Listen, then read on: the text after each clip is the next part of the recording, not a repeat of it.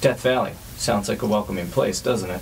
That's where the Crimson Tide traveled to take on the LSU Tigers with the SEC Western Division title on the line. No matter the cost, I was going to be somewhere in that stadium to witness something I had not seen since 1999, the Tide win the Western Division crown.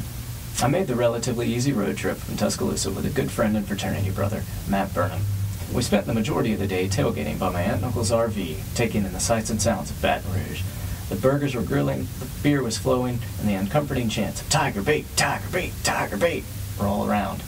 The Tide fans were decked out from head to toe in crimson and houndstooth, and faint chants of "Roll Tide" could be heard in the distance.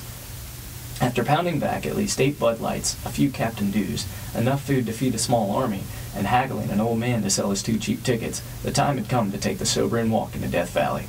After Alabama went down 14-7 after 1 quarter of play, Todd All-American safety Rashad Johnson returned a Jarrett Lee interception 54 yards to tie the game. I would have screamed louder, but I was in line for a hot dog surrounded by entirely too many LSU fans. I didn't like my chances. After LSU blocked what would have been the game-winning field goal late in the 4th quarter, the game went into overtime, which was exactly what I did not want to see. It was now nighttime in Death Valley, and the Tigers had relinquished all the momentum. I screamed things that night that my mom wouldn't be proud of.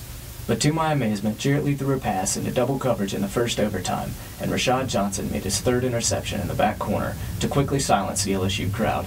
2 plays later, John Parker Wilson connected with Julio Jones, and the Tide had 1st and goal and the SEC Western Division title at its fingertips.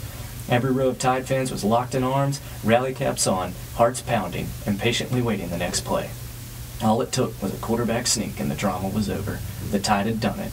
I was now caught in the dog pile of celebration in the top corner of Death Valley amidst Tide fans I had never met in my life. Tears, hugs, and high fives all around. It was one of the greatest moments I can remember, and the best $150 I've ever spent.